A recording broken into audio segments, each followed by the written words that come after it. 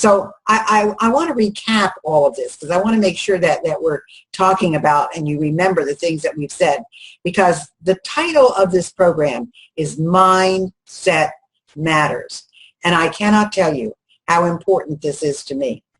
Mindset does matter. It sets the tone for your day. It sets the tone for how you live your life. It sets the tone for how you think mentally. It sets the tone for how you feel physically. And it is definitely sets the tone for you emotionally. So all the things that go into mindset are so important because that sets who you are, no matter what your circumstances are, whether you love the job you're in or you don't, whether you are wealthy or you're not, whether you feel good about yourself or you don't. All of that is a part of mindset. So I want to go through these again just to make sure that you're with me on all of this. Number one, positive thinking. You must think positively because that sets you up for your day. It allows you to look at things on the bright side rather than on the gloomy side. So positive thinking, the key. Number two, smile. You have to smile. Smiling makes you feel good. You cannot grimace. You cannot grit your teeth.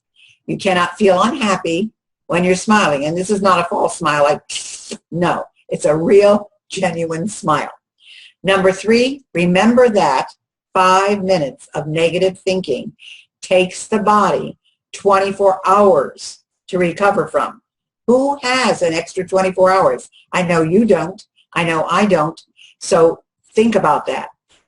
5 minutes, negative thinking, 24 hours to recover from. Next are your abrasive incidents. You're going to have 100 of them a day, and they come in all sizes, shapes, and people. And because there are people that you work with that give you abrasive incidents, okay? But that translates to 3,000 a month. Think about that. That's a lot of stress on your body. The next one is being able to say, I love you to you. Like who you are as a person, love who you are as a person. It will be the best feeling you will ever have. Then, what are your coping mechanisms? I hope they're not drugs. I hope they're not alcohol.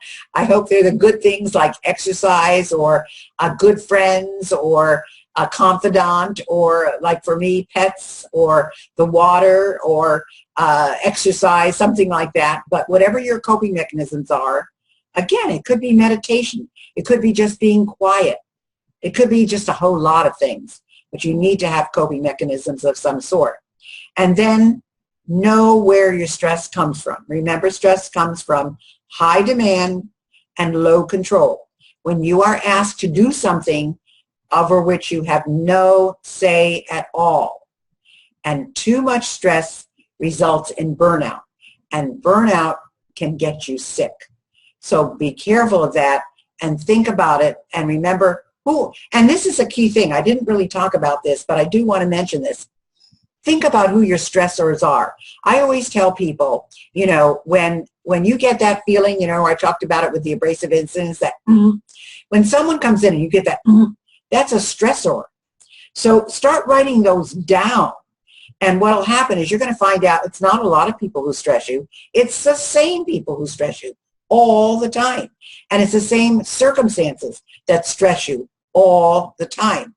So try to control those circumstances and control those people. Try not to be with them as much as you can.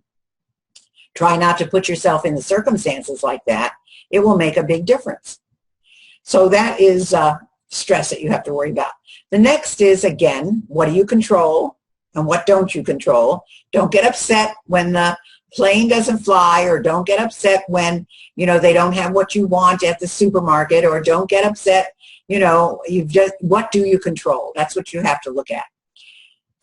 Remember that one negative withdrawal takes 4 to 5 to 6 positive deposits, emotional deposits, to counteract that. So make sure you're trying to put as many good things into your bank account as you possibly can. And then have that feisty spirit and attitude. You know, have that little devil may care. I think one of the ways that we look at that. If you remember Betty White was one of my spunky old broads of the year. I mean, she's got that feistiness. She's always got that little, little wink in her eye. That's feistiness.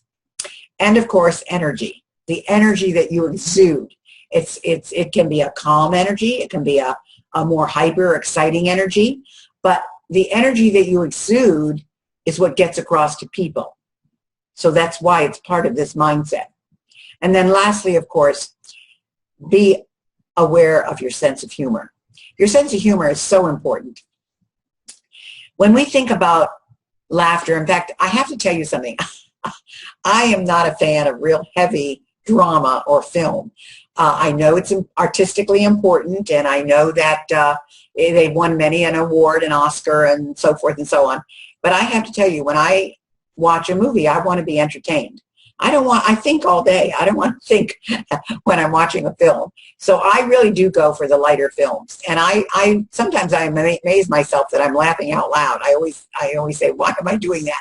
But I'm glad I do that. That says I do have a sense of humor. So, and it's interesting, even when I speak, and I don't really think I'm a humorist or a funny person, people will always say, we love your sense of humor. And I don't even know that I'm doing it, but I'm doing it, I guess, when I'm telling my stories.